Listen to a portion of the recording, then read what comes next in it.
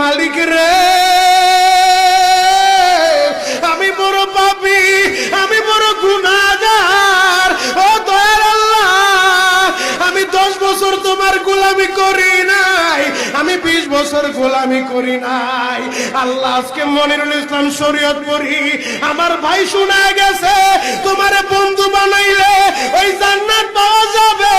মালিক রে, তুমি আমারে দাও না মাফ কইরা। যুবক রে,